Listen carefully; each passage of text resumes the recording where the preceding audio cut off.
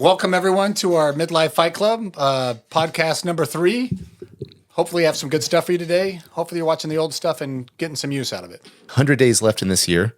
We're going to talk about setting goals, hitting goals. Doing hard things. Goals. I think goals is your path to getting there, and makes a good topic. You have to stay focused on your goals and really committed to doing them. Right. And there's an energy of staying motivated or just getting like depressed and gutted and I don't want to touch them anymore. Mm-hmm. And the people you associate with, especially in those windows where you're really trying to push yourself to make change for these goals, it really matters who you're around. Yeah. It can make a huge difference to whether you make a goal or not. Just who you're around. 100%. And that's why this is going to be a great conversation today in regards to goals, because when I came up with the goal, I would make this goal in my mind like, I want to do that. And my thought was like, every day, just go as hard as I can trying to do that. That works. And maybe it will work. I've been lucky. It worked, but I didn't have like any real plan on paper, like tracking progress, knowing exactly what it is, the tiers to the goals to get from one place to another. But you're really good at that. I'm just going to say it's a different approach to goals. To me, like you said, you had your goal and you did it in a way that maybe wasn't as systematized, but you still achieved the goal. Sure. So success was reaching the goal. Sure. So you still reached it. I think there's a different approach for everyone in doing goals. I worked with so many clients over the years, and there's lots of different personalities that trying to get them motivated to do something, and it always made the tax situation better or whatever I was working on better, but they had to make some changes. Getting them motivated was hard, and I found different techniques that work for different people. So I'm OCD and an accountant. Like I have to have the rigid method. That's what works for me. But some people, if you put a rigid method into it, it might be so draining to them. They look at the list and they're like, oh, I don't even want to look at this. Like they'd be done. So I don't think that approach works for everybody. And if that approach worked for you, then that's a good method. Well, it worked for me to get to a certain level, but now we're at a higher level. So we're, higher stakes, higher think everything. The higher ones need kind of like to be broken into those smaller steps to achieve it. And you have to make those progress and steps because making it one leap is almost impossible on some of the really high goals. Sure. So we take what I was doing, just pure grit, motivation, determination to do it, add it with the steps you're going to talk about, and you'll be unstoppable. Our goal here, hopefully, is just to get you thinking about goals, getting ready for this new year so we can actually set some good ones. Maybe you can do some trial runs between now and the end of the year, and get some good habits in place. Typically, when people are making goals, there's a change they want to make. Change isn't easy.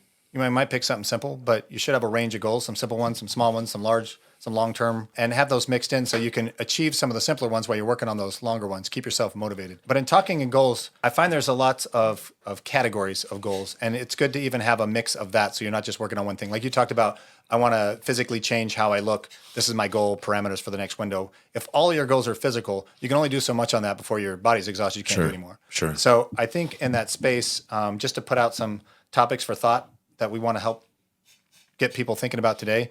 There is monetary is one, physical is one. I think spiritual makes a good category. I'm a church-related person. One of my goals this year was just to read scripture daily. I will tell you, I'm not meeting that goal, but it is something that I need to do better at, so it's on the list. Communication and relationship, I think, makes another really good goal. Yes. So when you are thinking about your goals, hopefully this podcast gets you there, think about the different type of categories and make sure that you have a mix of it because it'll be your season to work on something, or maybe if something's on pause for a while, you can switch to one of those other things. But keeping the drive and the motivation up is really in seeing progress or some effect in your goal. So as you diversify that, hopefully it'll give you better odds, and I'll keep you excited about it. Yeah, for sure. Monetary is like money, things you're going to buy, treat yourself with. I want to save $5,000 in the bank account. Okay. I want to pay off my credit card. Whatever version of financial thing. Okay. What was the next one? Physical. Okay. And physical space, man, you could put anything there. It could be, I want to lose some weight. I want to change my diet. I want to even in the physical space, you could have, I've heard this all the time, like, I'm going to stop drinking soda. Like you can pick your thing. Sure. And it can be for a set period of time. So whatever you want physically. Okay. Spiritually, again, me being church-based, it could be anything. It could be attending church. It could be praying. It could be reading scripture. Maybe you want to do a church-related activity with your family and bring the family together, or have some of those topics as a family on a semi-regular basis. So you set that as a goal, whatever that happens to be. And the last category was communication or relationship. Yeah. So it might just be, easy as communicating with your spouse or maybe your kids. Yeah. But it can be people at work. Sure. One of the goals from a church aspect that they had mentioned in a lot of the church literature I was reading was working on estranged family relationships. Like some of those people that, you have conflicts and then at some point you just stop talking and you don't really know what's going on in their life anymore. And it kind of just stays that way and everyone's happy because the conflict that was there and no one wants to resolve it. Right. And it was kind of a challenge to reach out to those people. Hey, it's been some time. Reach out to them and see if you can't be more soft-hardened and talk to them and see if you can make things better or get it moving in a direction that could be positive at some point. It's family. You don't pick them, but they're always going to be your family. See if you can make it better. Sure. So on a communication standpoint, could be just as easy as I'm going to reach out to this person I haven't talked to in a while. Sure. Or maybe I'm bad at communication, so I'm going to try to text my sister once a week just to see how she's doing or say a funny thing just so that we are more connected in what's going on in each other's lives. Like absolutely. simple stuff you could pick. Communication is huge in all relationships, personal, business. And I think especially one of the reasons why I'm starting to do this, talking with you, having these talks and starting to make the content is because obviously you have to do it these days if you're in business. But I think even more and more people are jumping into it and they're utilizing the AI stuff to do it. And I think people who can really learn to communicate well and genuinely as a human, they're gonna be the elite because there's gonna be so much of the same AI stuff. So learning to communicate through camera, verbally, storytelling is definitely another goal that I'm adding for the next 100 days. I think direct communication is a huge skill. I mean, we're doing it into a camera, but it's the same talking live with somebody. Sure. There's so much screen time in virtual world for things where the communication isn't live, it's typing. So it's not face-to-face. I can't stand that. You can read a person and get more out of the reaction to things live than you ever could in that. So I think that's a good space to challenge to develop is the direct communication. I get that it's scarier, but you pick a hard thing for a goal. So if you're scared of it, make a goal around it. Do it enough times until it stops being scary, and now you've just picked up the skill. Yeah. So was that all 4? Did we cover all 4? That's all 4. I love it. But you were talking about the other days when you set your goals. I don't know if you called it this, but doing like writing it down. Yep. Writing it down and maybe doing like a vision board of some sort. I don't think you mentioned the vision board. I just kind of think I remember you saying that over the years of us talking. And actually this Friday, my team is doing that at Simply Vegas, the Gafford Group. We're going to sit down and prepare for Q4, which is starting in a few days. And that's going to be a lot of fun. We're going to make a vision board. I've never done a vision board before. Dude, they're good. So I'm a statistical person. Yes. If you write your goal down and you look at it semi-regularly, the odds of you completing it go up. Okay. It's just what it is. So if you want to make it better on yourself, write it down and look at it. Yeah. Okay. No, I remember. Yeah, you did. You wrote down the goal of, what was it? Taking the family on the trip, right? Yep. One was taking to Spain. Yep. Did you have vision board of that too? I had it on a piece of paper. It was kind of done in a triangle, like my general goals at the bottom, the harder ones at the top. Yeah. And I had it on a piece of paper that I would semi-regularly go back to and say, okay, how am I doing on these goals? Yeah. And then if I wasn't making any steps, I'd make smaller steps towards that goal. Yeah. And I would say, I'm just going to try to do this one step. Okay. Like one of mine was I wanted to get my Chevelle running again. Yeah. Well, part of that, I could do part of the process. Part of it, I needed a shop that could help with part of it. So even just finding the shop that could help me with it and getting that out, like that would be a smaller step before I could even get the car done. Right, right. So that pyramid, was that taught to you? Yeah. We need to see this. I should have brought the computer so we could try to pull it up and my pyramid? Yeah, how to make the pyramid, how to come up with the ideas and what to put on the. So a lot of it is, it's almost like spitballing. When you're doing goals, don't throw everything out there. And honestly, put out wild, crazy, in my wildest dreams goals, and then some simple stuff that you know you can get that you just maybe have been procrastinating on. You want to make yourself do it. So you're going to write it out so you get it done. But we've given you these broad categories. Pick them in the categories. Some that are simple, some that are not, across the broad category. Put them all on the piece of paper and then line them up like which ones of these are really difficult, which ones are smaller. Draw a pyramid if you want. Put the easier ones at the bottom, harder ones at the top, and periodically check it out. There has to be some accountability where you come back to this piece of paper once a week, every 2 weeks, whatever it is, where you look at it and you self-assess how you're doing. Yeah. I don't care if you have a friend that you're going to say, hey, I need you to bug me to do this. What I tell people is for the accountability piece, go on your calendar and find a time where you can do it. Okay. Don't pick a time that's like For example, my wife, early morning when she gets up, she's helping the kids get ready for school. There's a bunch of chaos, a bunch of things, and it's always changing. You wouldn't put check my goals in that window because there's so many things that could just override or take over what you're doing for your goal checkup. So find a window that works. You don't need more than a few minutes. It could be 3 to 5 minutes. Block it on your calendar.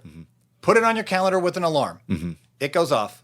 Put in a simple time and get in the habit of whatever else you're doing. Stop and do that thing. So the accountability piece is writing it out is one thing, but if you never look at it again, you're going to forget it. So there has to be some accountability. And a simple accountability tool is put it on your calendar, give it an alarm, but be critical that you plan it at a time that you won't hijack yourself. Gotcha. And that's not daily necessarily. It could be weekly. When you're reviewing the goals, I really think you need a period of time. So depending on the type of goals, how often, like a week, 2 weeks, something in that range. Really not, I wouldn't go any longer than that. I think you're too far out. Yeah. I wish I would have came more prepared. And that's another goal. Come more prepared to these talks. But my team leader at the Gafford Group, John Gafford, he's huge into coaching and mentoring and all this stuff. And he has a wonderful system for planning, goal planning. And he actually has a GPT for it that he just launched. Nice. And I wish I had the link. I'll try to find the link. Maybe I can share it. I think it's public. If you go to his website, I think anyone can download it. And it's really cool. He basically does like a 1-page plan. Yeah. But it's all now worked into the GPT. It's really, really cool, man. I wish I could explain it. But he does say, like, you have to have a date that you're going to hit these goals by, you know? And he talks about the vision statement. When you write down the vision statement, you're saying it as if it's already happened. Do you believe in, have you done it this way as well? That's like those positive mantras. Like you have to say positive statements about what you're doing, not negative. You're like, I am going to complete this goal by this date. Yeah, yeah. Yeah, it's really cool, man. Going to the statistical space. Yes. If you have positive mantras about your goal, it increases the odds of you completing the goal. And we want all the odds we can get, man. Start with the easy stuff. Yeah. If you're really struggling to meet your goals, then writing it out and having a mantra about it, which are low-level steps, do those. Heck, put an alarm in your phone that says, say the mantra. Like you didn't do it, the alarm goes off. You pick it up, you say the mantra, you put the phone back down. Yeah. Whatever you got to do to hack yourself into this habit change. Dude, we got to dive deeper into this with like you showing us kind of your day in the life routine of hitting your goals. That would be really fun to watch. I can. That would be really fun. I'm sitting at a desk. I'm crying. You're like zooming in with a camera. I'm like, get away, man. I'm not meeting my goals today. Okay, well, talking about that was a question I just had pop up in my mind. So say you have these goals, right? And it's lift weights 3 days a week or, once a week, check your goals or whatever you're saying it may be. Yeah. You miss. What do? Do you quit? Well, again, this is where accountability comes from. And that's why I like the programming in your phone. So let's say you were supposed to look at your goals and the alarm went off and let's say there was an emergency. We'll say it was a reasonable thing. My house is burning down. I couldn't do it. I just hit dismiss and I took care of the emergency. Well, the next week it's going to beep. So you have a chance to get it again. Okay. And there is a self-assessment that has to happen. Now, again, these are habit changes and they're hard. And so there's going to be a lot of things that set you back. What you need is some method in what you've designed to keep you moving when you fail. So if it's like, I write it on a piece of paper and let's say it was not to drink Coke for a week and then I drank some Coke anyways and I see the piece of paper I'm at, I crinkle it up and throw it in the garbage can. No, I ain't got nothing to look at anymore. I mean, I'm not meeting the goal. The alarm comes up and I'm like, screw that. And I'm not going anywhere. Like it has to be something that's repetitive and still there. Like on your phone as an alarm is good because you've passed the time of failure, whatever you want to beat yourself up for a day or two. The next week comes around, you see the alarm, you're like, hey, I can get back on track again. Okay. Let me reassess my goals. One of the things in the failure of goals is to take whatever the goal was, you failed. And outside of an emergency, you failed for some reason, procrastination, whatever got you. Break that goal into smaller steps and take a smaller piece. Okay. Sounds crazy, but in some of the coaching books that I'd went through that was talking about, one of them was, I want to go to the gym. They're like, it's actually this silly, but if you want to increase your odds of going to the gym, maybe your goal was, I'm just going to put the workout outfit on in the house.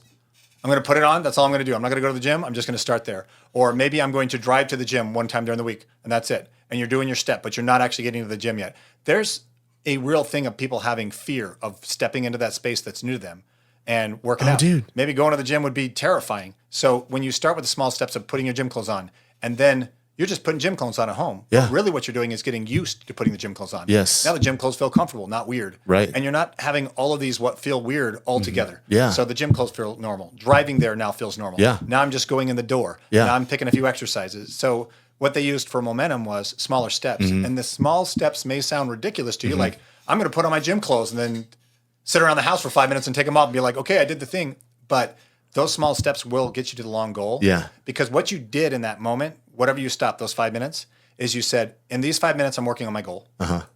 And you were actually working on your goal versus it's too much, I can't do it. And you're not taking any steps. Right. So any small step, even if it's just putting on the gym clothes, it will help you get towards your goal. So Right. if you fail, break it into smaller steps. Give yourself something simpler and get that the next week. Okay. That's great advice. I love it. There is also the option if you picked an impossible goal that goal can't be done and you need to switch to something else. The goals need to be achievable. They need to be something you can measure. They need to be something that you have a fixed date that you can get it done by. Sure. If you realize one of your goals was impossible and it doesn't work, hopefully you have a mix of goals, like we said, and you can just focus on some of the other goals. But really, take that goal and replace it with something that that you can do.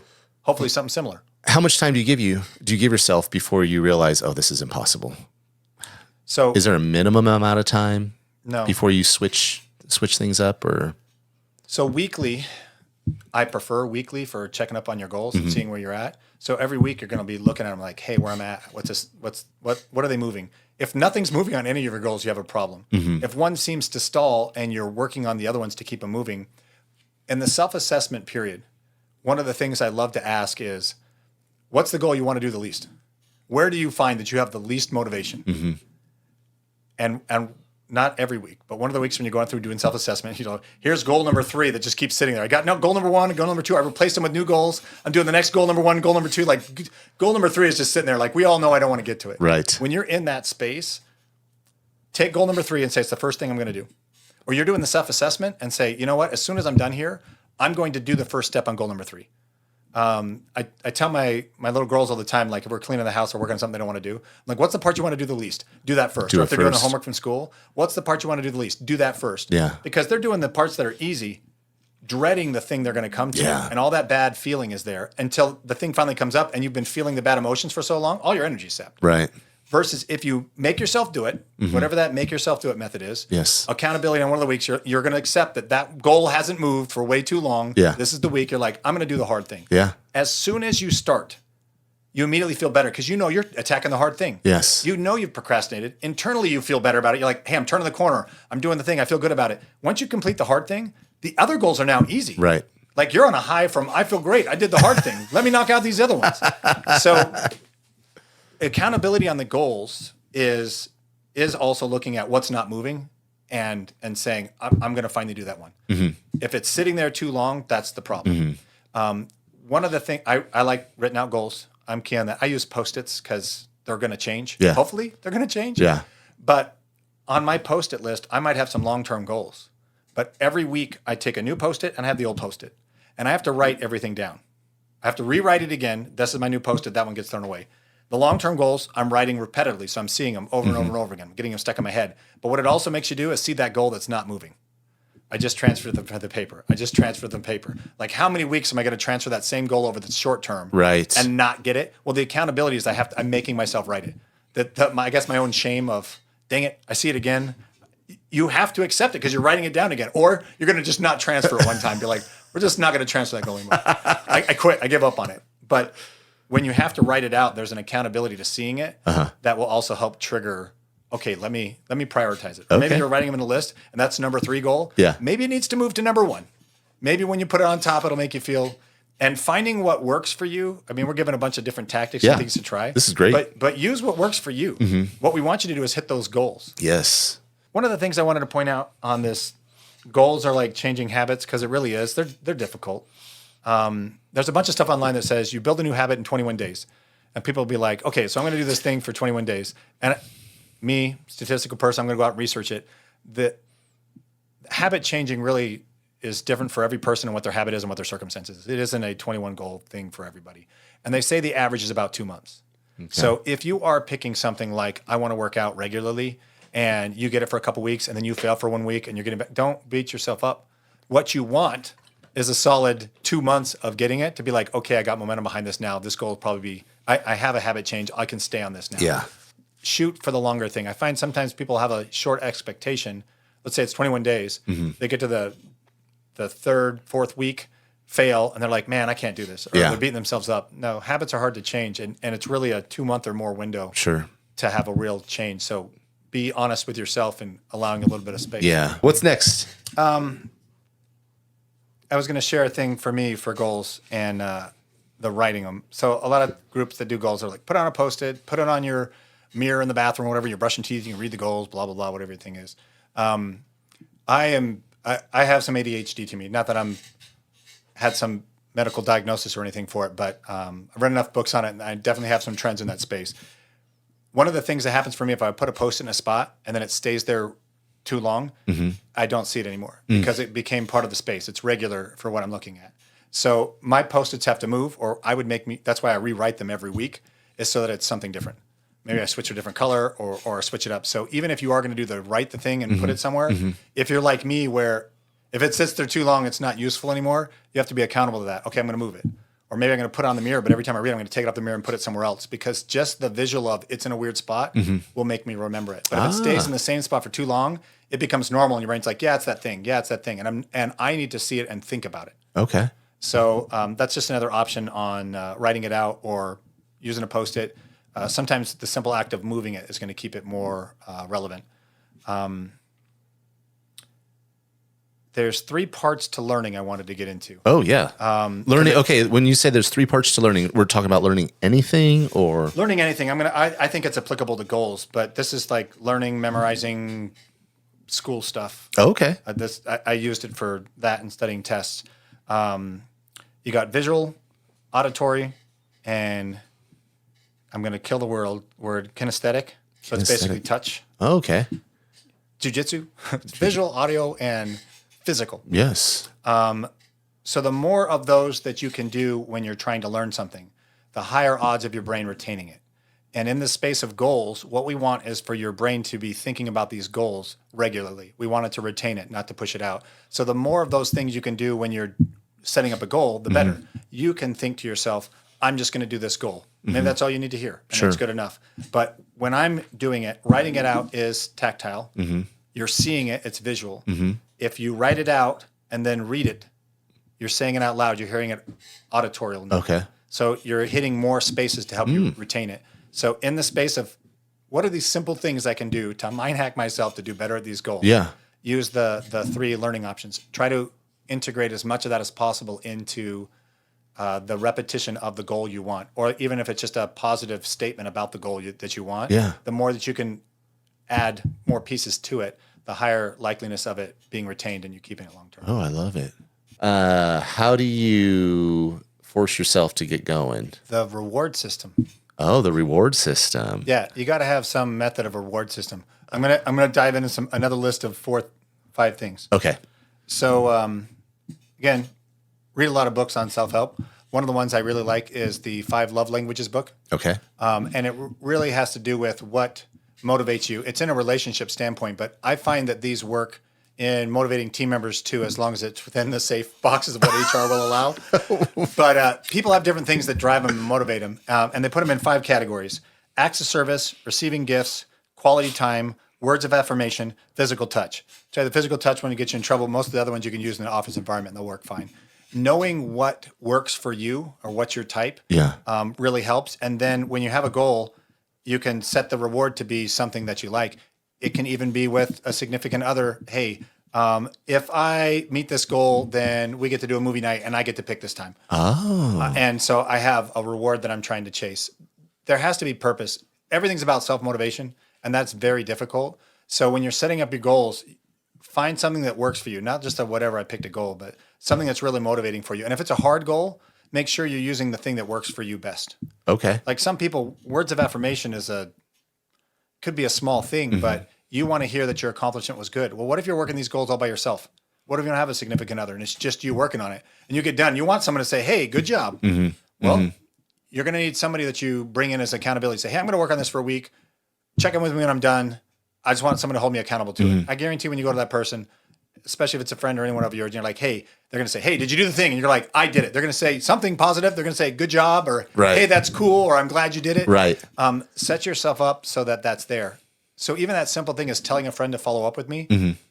I'm doing it because I want the word of affirmation type response, because that works for me. But what I just did was hold myself accountable, because now all week that I'm working on it, I'm like, man, I got to get it done because my one guy is going to hold me accountable. So you're getting multiple benefits. You're getting the accountability, but it's also giving me the reward that I like. That's cool. So people are going to be like, oh, I want this reward, but how, when I'm working all by myself, do I get it? You have to find ways to give rewards for the goals that will keep you engaged. All right. So what's next?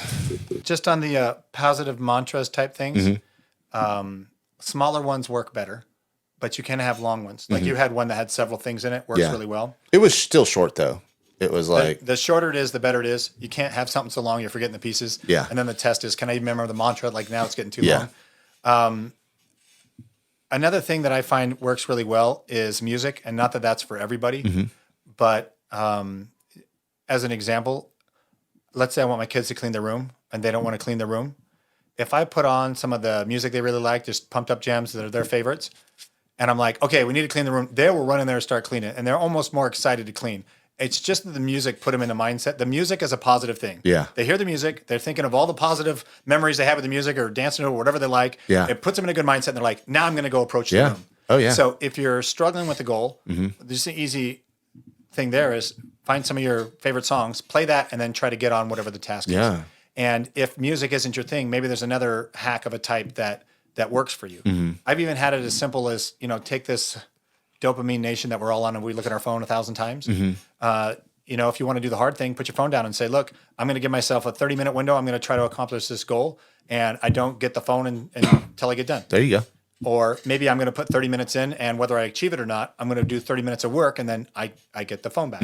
So you can set the rewards with yourself. Yeah. You can I'm going to put my thing away Yeah. and reward myself when I get done. Yeah. Just find what the thing is that works for you. Yeah, that's great. Here's the thing. You start today, you got 100 days.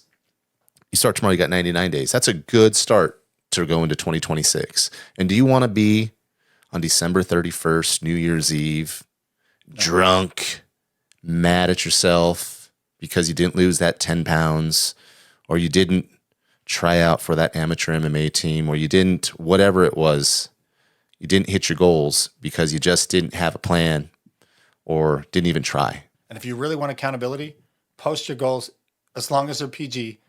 Post them in the comments.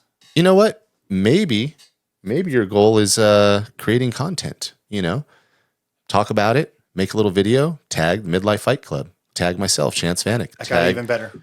Best Dressed CPA. I love that, by the way, Best Dressed CPA. Post them in the comments. Yes. Follow up when you're done with your goals. Boom. If you have one or two of them done before the end of the year, post it.